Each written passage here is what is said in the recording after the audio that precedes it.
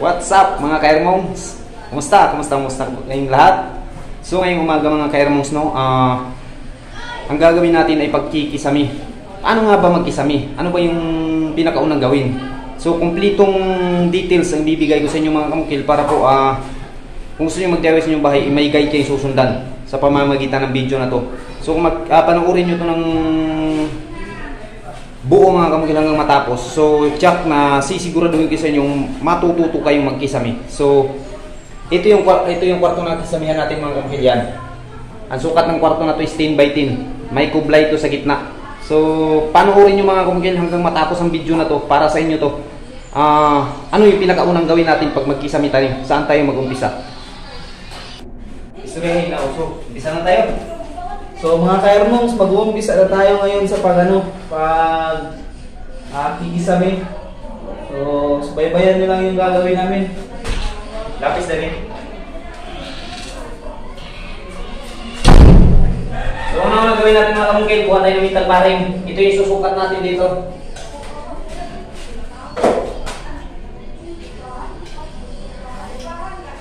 Yan. Tapos, kuha tayo ng steel tape. Itong sukat na to, dalhin natin doon sa baba. Dito mo dyan. Tarik ko eh.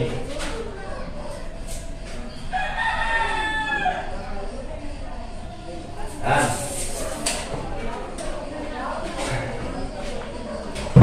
So ngayon, bakit tayo nagsusukat dito sa baba? Ano yung purpose? Yung purpose natin mga kamukil, dito tayo maglilibil sa baba para hindi tayo mahirapang maglibil. Kasi kung nakikita niyo yung patungan natin mga kamukil, yan lang, isa lang. So dito tayo maglilibil sa baba para madali lang yung pagkalibil natin. Okay.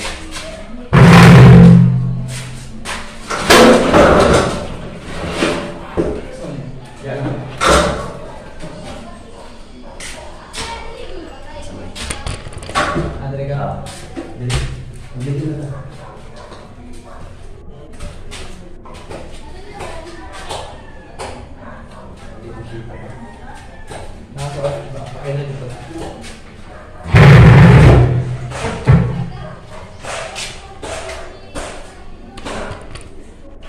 Sige.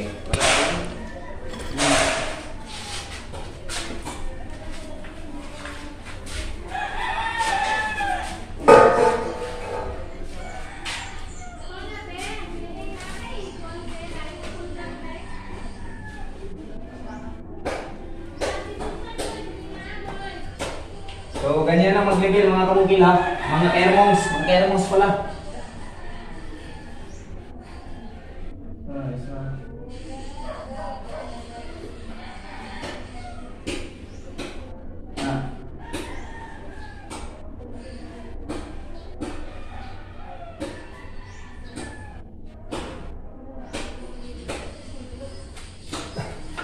Abot mo siguro? Japar?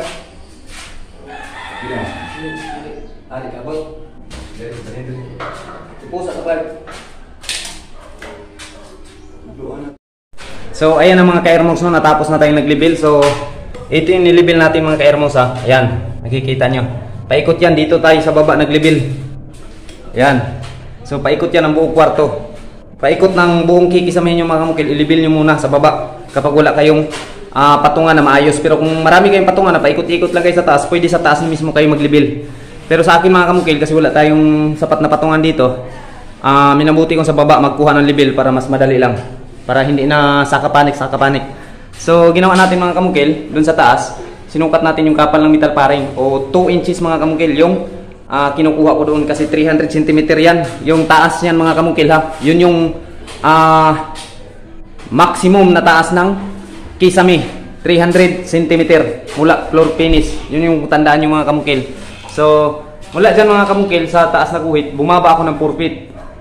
Yan, nakikita itong guhit na to, 4 feet yung sukat nyan mula taas hanggang dito. So yung gagawin natin mga kamukil, mura sa mga nilibil natin dito sa baba, sukatin na lang natin ng metruhan pataas ng 4 feet din. So yun yung libil, kung saan tumama yung 4 feet, yun yung libil niya sa buong paikot sa taas. So gagawin na natin mga kamukil.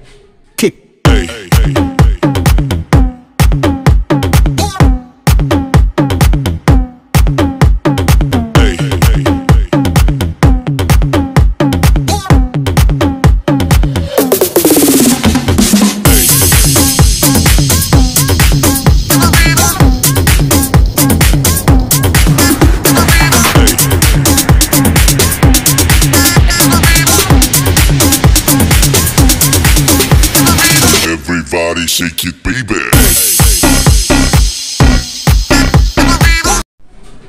So ayan mga kamukil, no? Nalibil na natin sa taas. Mula dito sa baba, 4 feet yung sukat natin. Yung una natin ginawa, kumuha tayo ng guide doon na 2 inches. Tapos nagsukat tayo ng 4 feet dito sa baba. Tapos nilibil natin paikot. Ngayon, pagka-libil paikot, itong libil natin sa baba, dinala natin sa taas. Sumukat tayo ng 4 feet. Yung natitira, yun na yung libil niya sa kisame natin. Tapos mga kamukil, pag nagkuha na kayo ng libil, pitikan nyo na kaagad para hindi na papalik-balik yung trabaho. So ayan, lapit natin mga kamukil, no. Ayan, may pitik na yan. So pagka-libil, pitikan nyo na kaagad buong palibot para hindi na pabalik-balik yung trabaho natin. 300 cm yung minimum na standard na taas ng kisame mga kamukil mula flooring. So yung susunod natin gagawin dyan, maglalagay na tayo ng wall angle. Ito yung pinaka anong tawag nito? Pinaka practical o pinaka standard na paraan ng pagkikisame mga kamukila at mga materialis. Yung ituturo ko sa inyo ngayon. So susunod natin gagawin dyan, lalagay tayo ng wall angle dyan sa nilibil natin at saka pinitika natin sa taas. So maglalagay na tayo mga kamukil.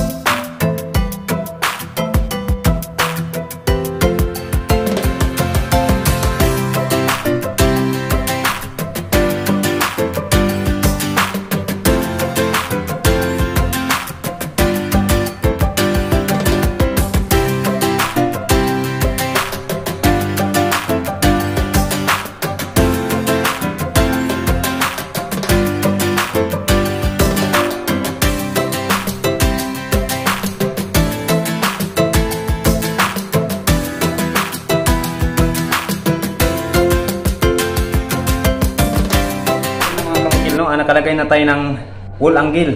Palibot yan mga kamungkil. So yun yung susunod natin gagawin mga kamungkil. Pag natapos natin pitikan yung mga libil natin dito sa taas. So palibot yan. Tapos mga kamungkil, pag matapos nyo nalagay yung wall angle, maglalagay na tayo ngayon ng metal faring. Yan. Yan yung tinatawag na carrier o carrying. Siya yung nagdadala sa metal faring din na pangkakabitan natin ng hardiplex. So paglagay nito mga kamungkil, yung gagawin nyo, wala sa gilid na to, sukat lang kayo ng 80 cm. Walang problema to mga kamukil kasi pagkakabitan lang man natin to ng metal paring para may panghahawakan yung ano natin, hardiplex o plywood na ilalagay natin o anumang uri ng gagamitin natin pang kisame. So mula dito sa kanto na yan, sa pinakagilid mga kamukil, sukat na lang kayo ng 80 cm. O nasa sa inyo yun mga kamukil kung ano yung distansya na gusto nyo, 90 cm. Basta 90 cm lang yung maximum. Tapos yung pinaka minimum is 2 feet 24 inches. Yun yung pinaka minimum o 60 cm.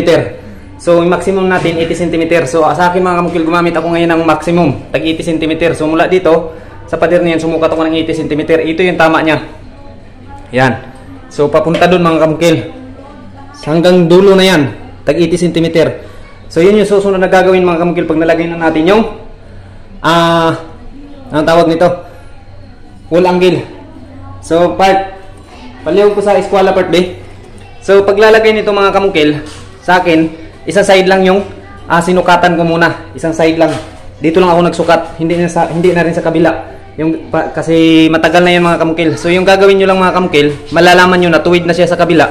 Tapatan nyo lang ng eskwela mga kamukil. Ayan yung nakikita nyo. So pareho yung distansya nyo mga kamukil, yung pagitan nya, yun yung palatandaan na tuwid na dun sa kabila. So kahit hindi ka na magsukat ng 80 cm sa kabila sa pamamagitan ng eskwela, alam mo na yun yung tuwid niya. So yun yung diskarte mga kamukil. Na ngayon mga kamukil, ang susunod natin, dahil nakalagay na tayo ng carrier ng metal paring na pagkakabitan natin ng hardiplex, susukatin na naman natin mga kamukil dito mismo kung saan yung banda yung gusto nyong i-plaster yung hardiplex mga kamukil. Doon kayo ngayon magsusukat ng standard na pagsusukat, yung minimum talaga na pagsusukat. Kunin natin yung lapad ng plywood. Ang lapad ng plywood is 4 feet. So yun yung hahatiin natin ngayon kung ilang plywood yung magagamit natin. So sa akin mga kamukil, nakikita nyo yung carrying metal paring natin papunta doon. Pag ganyan yung pagkalagay ko. So yung hardiplex nito mga kamukil, yung plastada is ganun. Paharap ko sa pintuan kasi yung cove nito para makita kagad pagpasok ng tao. So pag ganyan yung metal paring natin na panghahawakan natin ng hardiplex. So dito ako ngayon magsusukat mga kamukil. Paano magsukat? Para malaman natin kung ilang plywood yung mga gamit. Kasi yung iba mga kamukil gagamit pa sila ng calculator para po malaman nila kung magkapareha ba yung special cut. So gaya na sabi ko mga kamukil, ang pinakaunang gawin, ito, tandaan nyo ito mga kamukil mula dyan sa dulo na yan, sukatin nyo papuntang dulo din. Kung magkano yung sukat nyan, halimbawa nasa 200 cm yung lapad, o there 300 cm, basta kung magkano yung sukat, kunin nyo ngayon ng kalahati. Pagpalagay natin mga kamukil 300 cm yung sukat, so kunin nyo ngayon yung 150. Mula doon sa dulo, kunin nyo yung 150. So sa akin mga kamukil, nandito yung 150 cm. So mula sa guhit na ito mga kamukil, para hindi kayo mahirapan, sukatin nyo na lang ng 60 cm papunta dito. Mula sa guhit na to, sa kalahati mga kamukil mula sa kalahati, sukat kayo ng 60 cm. 60 cm is equal to 2 feet or 24 inches. So pag nasukat nyo na dyan 24 inches, 60 cm, mula na naman dito sa kaliwa, sukat na naman kayo ng 60 cm. So yun yung tama nya. So ibig sabihin, nakadalawang 24 inches na kayo, ibig sabihin 4 feet na yung kalalabasan yun. Isang plywood yung magagamit. So malalaman na natin ngayon kung ilang plywood yung magagamit. So ngayon, mula na naman dito sa 2 feet, sukat na naman kayo kaagad ng 2 feet. So yun yung tama nya. So yung natira mga kamukil, yun yung special cut nya. So ang mangyayari ngayon mga kamukil, dahil sa gitna tayo kumuha ng pansukat, ang special cut po ng ating kisame ay magkapareho po yan ng laki. Hindi magkaiba-iba yung laki. So ganun lang yung pagka-diskarte mga kamukil Pagkatapos nyo nung nasukat ng mga kamukil, yung iba, kasi sinabi ko sa inyo mga kamukil, kanya-kanya diskarte tayo. Yung iba, ginagawa nila, maglalagay kaagad sila ng metal paring. Sa akin mga kamukil, hindi pa ako maglalagay ng metal paring nito para panghahawakan ng hardiplex natin. Ang gagawin ko dito mga kamukil, itutuwid ko muna. Kukunin ko muna yung level nitong mga carrying metal paring natin. Kukunin ko muna yung level niyan. So ngayon mga kamukil, dahil isang pagitan lang ako nagsusukat, yan, dito lang ako sa nagsusukat para hindi matagal. Sa kabila mga kamukil, nakikita nyo, wala na akong sukat dyan. So yung diskarte ko dyan mga kamukil, ganito. Gagamit tayo ngayon ng tansi. Dito natin itatali. Butasan nyo tong wall angle nyo, tapat ng guhit. Yun yung tatalian nyo ngayon ng tansi. Tapos hihilain nyo doon sa kabila. Tapos iiskwalan nyo mismo dito mga kamukil yung tansi na yun. So doble yung purpose ng tansi na yun. Unang-una, makukuha natin yung tuwid ng sukat doon sa kabila mula dito. Pangalawa, malalaman natin ngayon kung bumababa ba itong metal paring natin. Kung alin yung tumaas, alin yung bumababa. So, pagka nakita natin yung diferensya, doon tayo maglalagay ngayon ng hanger braces natin. Para pagka nalagay na ng hanger braces mga kamukil, na okay na yung lahat, saka na tayo maglalagay ngayon ng metal paring pangkakabitan ng kisame. So, pagkatapos niyan mga kamukil, pwede na tayo magkisame. Hindi na doble yung trabaho. So, tingnan nyo mga kamukil kung paano ko gawin. So, ayan na mga kamukil, nalagyan na natin ng tansi, no? So, yan, papunta dun. Naka-eskwala na yan mga kamukil. Yan na yung guide natin. Diyan na lang tayo magsusukat ng tag 2024. So, yan na. So, yung unang purpose, yun yung unang purpose mga kamukil. Guide natin sa paglagay ng metal paring para pangkabitan natin ng hardiplex. At hindi na matagal yung trabaho mga kamukil para magsukat na naman tayo dun sa kabila. So, naka-eskwala na yung tansi niyan mga kamukil. So ganito lang pag-eskwala mga kamukil. Kung titingnan nyo, ayan, pareho siya ng distansya. So ganyan lang yung pagka-eskwala. So, at ang pangalawang purpose natin dyan mga kamukil, malalaman natin ngayon kung saan yung hindi nagpantay na carrier natin. So yan, ito mga kamungkil, nakikita nyo, hindi siya tumama sa tansi. So dito mga kamungkil, tumama siya ngayon sa tansi. Yan, nakadikit. So ito yung una nating titirahin mga kamungkil. Lalagyan natin ng brace para malaman natin kung hanggang saan yung tansi. So ganyan. So ibig sabihin, pag nalagyan natin ng brace yan, tuwid na yan. So pagka nalagyan na lahat ng brace, ibig sabihin, kabit na lang ng kabit tayo ng metal paring para sa hardiplex. Hindi na tayo mag lilibil o hahanapin natin yung pantay niya. Dahil yung kinuha natin na tinalian natin ng tansi mga kamungkil, itong nilibil natin na wall angle. So ganyan pagkuha ng straight mga kamungkil ng tuwid sa kisame. Kasi minsan makikita nyo mga kamungkil, yung ibang kisame kahit hardiplex, may lumalalim, may pataas pababa, nagpapaalon-alon yung kisame. Yun yung nangyayari mga kamungkil, hindi tama yung pagkuha ng tuwid. So papakita ko sa inyo mga kamungkil paano paglagay ng hanger. So ngayon mga kamungkil, no, nalibil na natin dyan sa kanina yung pinakita ko sa inyo. Nalibil na yan. Ayan, may mga hanger na. Pakita mo pare ko eh. So ngayon yung gagawin na naman natin, dito na naman kunin na naman natin yung libil dito. So paano paraan mga kamungkil? Ganun pa rin, kabit tayo ng tansi dito mga kamungkil. Ayan, binarinahan ko. Kita mo pare ko, ayan. So nakatapat siya sa guwit siya. Kasi ito yung sukat natin sa isang buong plywood. Pusa part. So ngayon mga kamungkil, lalagyan na natin ng tansi doon. Wala pa rin. So ngayon mga kamungkil, lalagyan na natin ng tansi doon. Ay, pakita mo pare ko, lapit mo, lapitan mo. So yung purpose natin dyan mga kamungkil, kunin na naman natin yung libil dito. So dito pare ko, ipakita mo. Ito mga carrier na to. Ito yung kukunan natin ng libil kung tuwid ba to. So yung gagawin natin mga kamungkil, para makuha natin yung isang buong plywood dyan dito sa kabila, susukatin na lang natin mga kamungkil. Itong una natin guys, yan, yung iniskualan natin. Tingnan nyo pare ko, ya, okay na ba? Dikit na? Bira gamay. Yan. Balik gamay. Yan. Na. Okay. Dahil ang lapad ng plywood natin mga kamungkil is 4 feet, hanapin natin yung 4 feet dito. Okay na dyan pare ko eh. Tingnan mo. Okay. So nandito yung 4 feet mga ka-airmonks. Ka-airmonks talaga, nakalimutan ko na naman. Mungkil na naman yung nasabi ko. Wala na si Mungkil, tapos na si Mungkil. So yan yung 4 feet niya, yung isang buong plywood. So yan ngayon yung bubutasan natin para malalaman natin yung level nitong ating carrying metal paring na magdadala sa ating kisame.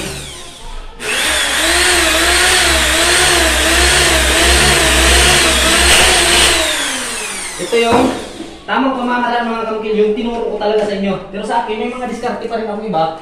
Pero ito lang yung traditional o tamang pamamaraan sa pagkisame. Yung perfect talaga yung tinuturo ko sa inyo mga kamungkil dahil ayaw magkamali kayo.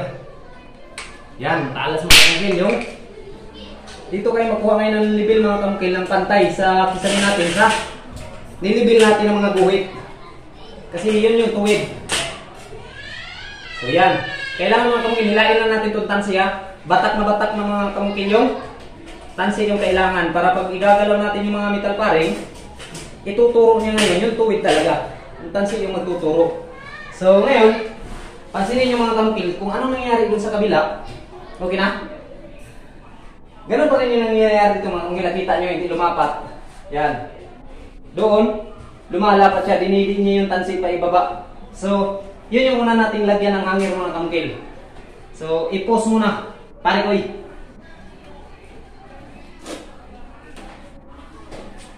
So, bali ayan na siya mga kamungkil, no? No, excuse me mga ka-airmonks.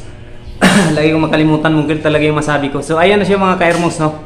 Yung ginawa natin. Kung paano natin kinuha yung paghanap ng tamang tuwid sa kisame para hindi magkakaroon ng paalon-alon na kisame. So yan, nakikita nyo may mga brace na yan, may mga hanger braces na tayong ginagamit o nilalagay. Para saan may hanging braces mga ka-airmonks? Yung hanging brace natin is siya yung dadala ng bigat ng lahat ng kisame at second na purpose niya, siya yung nagtuturo sa tamang pantay o level ng kisame natin. So yan, dahil dyan tayo mag-a-adjust mga kamungkil tulad nito. Pag lumalapat tong tansi na to, hihilain lang natin itong brace, saka natin re-rivets dyan sa taas na mapantay siya dito sa itong metal paring natin yung tansi. So yan, tuwid na yan lahat mga kamukil, wala nang problema yan. So dahil naayos na natin itong mga kamukil, ngayon ang susunod natin gagawin, naayos na natin itong carrying metal paring natin, itong mga carrier natin. So maglalagay na tayo ngayon ng metal paring pa ganyan papunta dito, na kakabit na natin ng hardiplex. So sa paglalagay ng ganyan mga kamukil, tuturo ko rin sa inyo kung paano, kasi yung iba may mga nagtatanong, paglagay nila ng plywood, yung hardiplex na nilalagay nila, wala na silang pangre-ribitan sa susunod nilang ilalagay. Ang nangyayari dyan mga kamukil, nagkamali po sa paglagay. So ngayon papakita ko sa inyo mga kamukil sa paglalagay ng metal paring na panghahawakan ng hardiplex natin, nakikita niyo yung guhit na yan mga kamukil. 2 feet yung sukat niyan papunta dito sa isang guhit. Yun yung 4 feet niya, yung may tansi. So sa guhit mga kamukil, paglagay niyo dyan sa guhit, yung metal paring wag nyong i-dead in dito sa guhit nyo, yung kabilang kanto niya. So ayan, kuha tayo ng metal paring. Part, dahil ang metal paring may part i-didi mo ko lang, lang, kamay lang. So ayan, may metal paring akong hawak dito mga kamukil, at tingnan nyo mabuti mga kamukil yung nangyayari kung bakit na-short kayo sa paglagay ng kisame. Ito yung dulo ng metal paring natin, ito tinatapat nyo din dyan yung metal paring nyo. So pagkabit nyo yan mga kamukil ng hardiplex, talagang wala na kayong pang-riribitan dito sa kabila kasi tinapat nyo. Ang gagawin nyo mga kamukil, hatiin nyo to, nasa gitna talaga yung metal paring natin, nasa gitna yung guhit na yan sa metal paring natin. Yung kabilang side mga kamukil 1 inches, yung kabilang side naman 1 inches din, para paglagay natin ng hardiplex dito 1 inches yung hawak dito sa kabila, 1 inches din dito sa kabila. So ganyan yung pagkalagay ng metal paring mga kamukil, wag ganyan yung pagkalagay, mali po yan. Mahihirapan kayo sa umpisa paglagay nyo ng hardiplex, okay pa, pero paglagay nyo ng pangalawang hardiplex, saan nyo i-rivets, i-short na kayo dito. So yan lang mga kamukil, no? Ang diskarte, kailangan nasa gitna yung guhit natin sa metal paring. So may pakita ko sa inyo mga kamukil kung paano maglagay ng metal paring na pangkakabitan natin ng hardiplex, at anong tawag nito, paano din maglagay ng W-clip. So yan ang mga kamukil, no? Nalagay na natin yung metal paring na pangkakabitan natin ng hardiplex. So yan mga kamukil, nakikita nyo, grabe yung tuwid, no? Kasi nakuha natin yung tamang pagkakuha ng, o tamang pamamaraan sa pagkuha ng tuwid o level ng panglalagyan natin ng kisame. So yan. So bali yung distansya yung mga kamukil is tag 24 inches yan, equivalent to 2 feet. So sukatin natin mula dun sa dulo, 2 feet, 2 feet plus 2 feet, 4 feet. So bali dalawang plywood yung pinakamin, dalawang hardiplex yung pinakamin na malapad dito mga kamukil. Tapos yung gilid, yun na yung special cut niya, bawat gilid. Oh. So ganyan lang yung pagka-layout mga kamukil, no? Pag magkisame tayo, walang pinagkaiba mga kamukil yung pag-layout ng kisame at saka tiles. Kung pag-layout ng tiles mga kamukil, idadalhin mo sa kisame, talagang napaka-perfecto yung pagkagawa ng kisame. Yun yung diskarte ko mga kamukil. So papakita ko mga kamukil kung paano ko nilagay itong W-clip natin gaya ng sabi ko. So ganito lang siya pagkalagay mga kamukil. Ayan, ayan, nakikita nyo ang laki ng hawak ng W-clip natin. So yan, ganyan lang. Tapos yung brace natin mga kamukil, pagkalagay ito, pinakain ko dito, yan, oh. Tinabas ko dito, tapos niribits ko dito, pati din sa kabila. So ganyan yung pagka-diskarte mga kamukil ng brace natin, kasi ito talaga yung pinaka-importante mga kamukil, matibay ito. Ito yung nagdadalang tibay mga kamukil. So kahit anong natin yung mga kamukil, nakikita nyo mga kamukil, tibay siya dahil sa brace natin.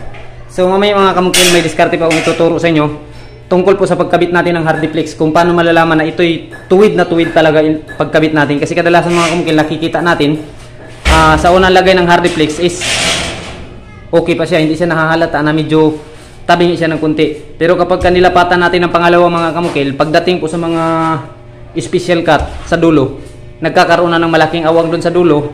Minsan din maliit doon sa dulo. So ang nangyayari kasi mga kamukil, hindi nakuha yung tamang pagka-eskwala ng pagkalagay ng hardiplex natin. So papakita ko sa inyo mamaya mga kamukil. So ayan mga kamukil, no, ito na yung huling ituturo ko sa inyo mga kamukil kapag nagtatap-tap na tayo o nagdidingding na tayo dito sa kisame natin ng hardiplex. So para po pantay yung pagkalagay ng hardiplex mga kamukil at pari-pariho yung bikat natin. At take note mga kamukil, sa pagkikisame, lalo na kayo yung may-ari ng bahay,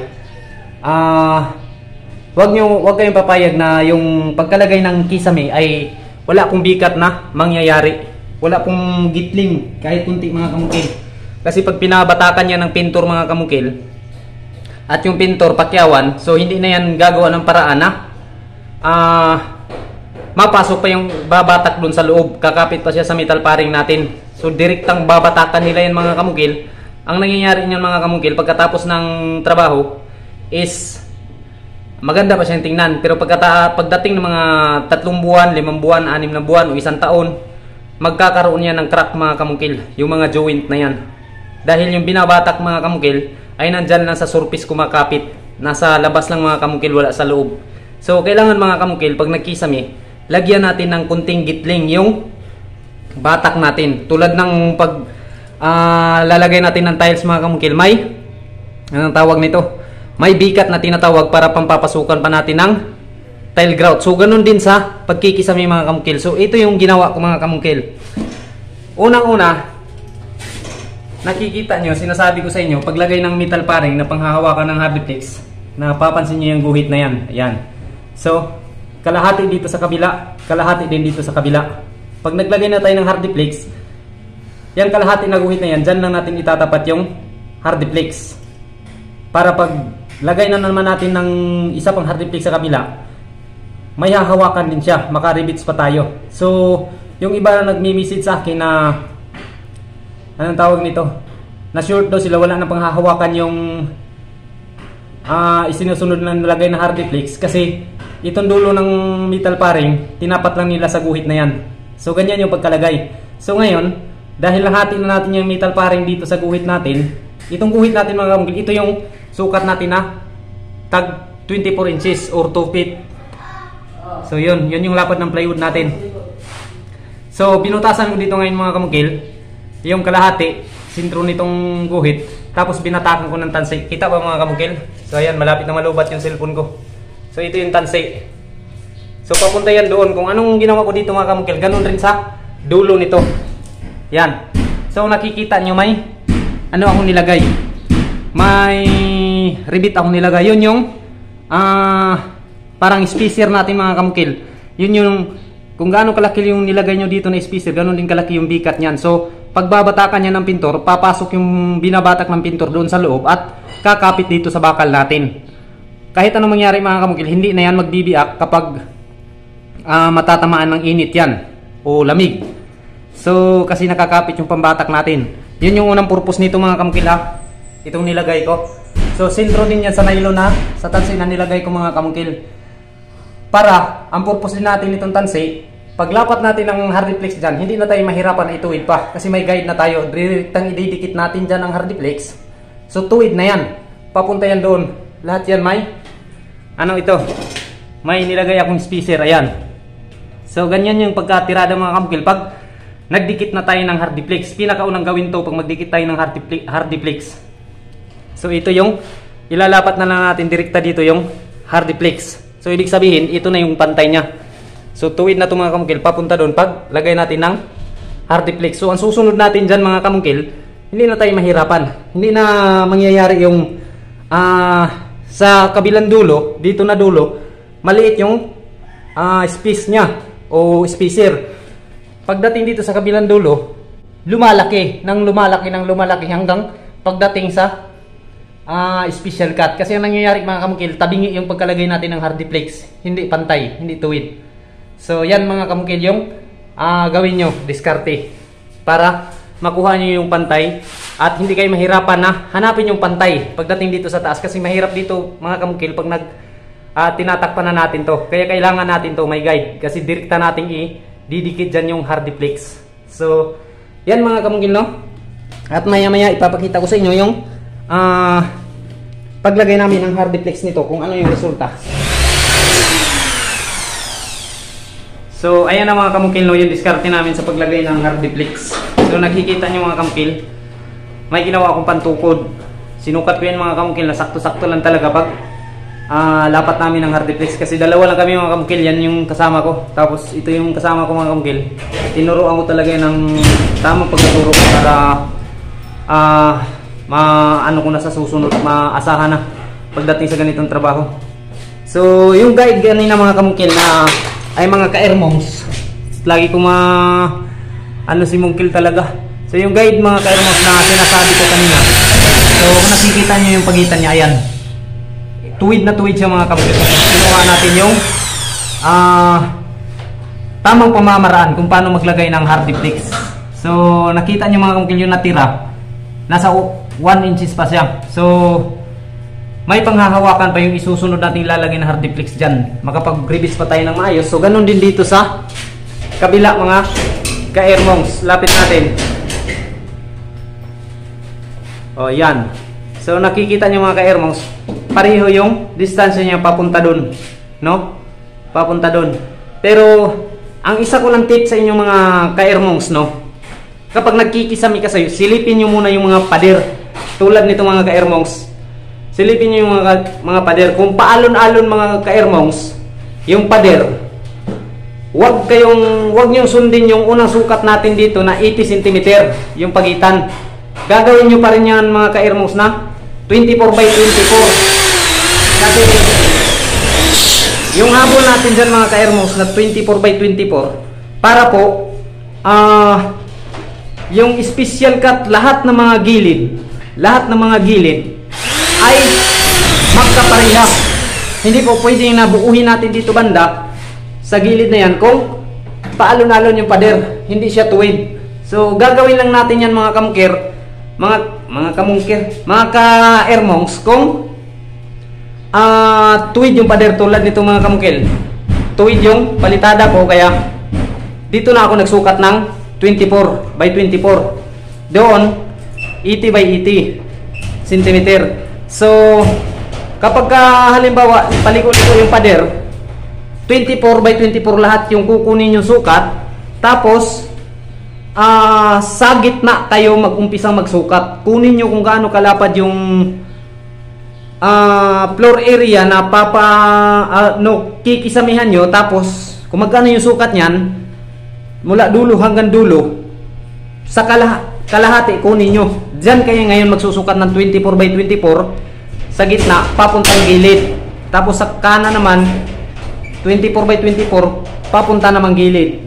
Para lahat ng mga special cut mga kamukil is magkapareha. Pero kung tuwid yung pader mga kamukil sa tingin nyo, sa silip nyo, tulad nito mga kamukil nakikita nyo, kung tuwid, huwag nyo nang sundin yung 24 by 24. Gamitin nyo na yung 80 by 80 cm at saka 24 cm. So yan lang mga kamukil, no? Yung diskarte ni mungkil sa pagkikisami. Sana mga kamukil na subaybayan, no? Nasundan nyo at magawa nyo ng maayos yung kung kayo po'y magkikisami sa inyong bahay. So kung halimbawa dalawa lamang po kayo, pwede nyo pong magaya tong diskarte ko mga kamukil. Ayan, gumawa ko ng pantukod mula dito yan sa flooring, yan papunta doon, tapos nilagyan ko siya ng T sa taas, tapos nag-brace ako. Importante lang mga kamukil, isukat nyo talaga na yung natitirang allowance dyan sa taas is kasya lang yung kasya lang yung hardiplex, yung kapal ng hardiplex. So ganyan lang yung pagkagawa mga kamukil, mga ka-airmonks. So pasensya na, lagi kong sasabi sa inyong kamukil kasi nasanay ako dun sa Mungkil Vlogs natin na channel. Ayan, so ganyan lang. So yung susunod natin ilalagay dyan mga ka-airmonks, so lagyan pa rin natin ng spacer para pag batak ng pintor madaling mabatakan. Pero ito mga kamukil, ako lang yung magpintura nito, ako din yung kukulay, kaya maayos. So mas maayos talaga mga kamukil kapag makuha nyong mga ka-airmonks, kung makuha nyo magtrabaho sa bahay nyo ay round na talaga, mula electrical, plumbing, pintor, welder. So mas maganda mga kamukil mga ka-Airmox pag makakuha kayo ng ganyan. So tayo mga ka-Airmox, is-round naman tayo. At sa awa ng Panginoon, ilang taon ko din yung pinaghirapan na malalaman lahat. So ngayon nagbuga na lahat mga kamungkil. Kaya ko nang tumapos ng isang project na ako lang mag-isa. Mga ka-Airmox, no? So hindi ko pinagmayabang yan mga ka-Airmox, pero may mga patunay na ako. So yan mga ka-Airmox, no? Maraming salamat. At sana huwag niyong kalimutang mag-subscribe sa akin channel. Sana mga kamungkil, bigyan nyo ng maraming likes ang video na to. At i-share na rin sa inyong mga kaibigan. At sa mga bago pa lang dito sa aking channel, no, huwag kalimutang mag-subscribe. At ipapangako ko sa inyo, lahat ng mga dagdag kaalaman na gusto nyong malaman, ibibigay ko sa inyo ng buong buo talaga. Yung saktong detalye na pagkagawa kung paano gawin siya. So huwag kalimutan pindutin mga ka-Airmox yung maliit na kampana na makikita sa inyong cellphone screen, at all notification yung piliin yung mga kamungkil. So once again, pare Koy, harap ka muna dito pare Koy, magkaway ka. yan yung kasama ko dito mga kamungkil, mula umpisa nito hanggang natapos to. So once again, Airmong on the vlog.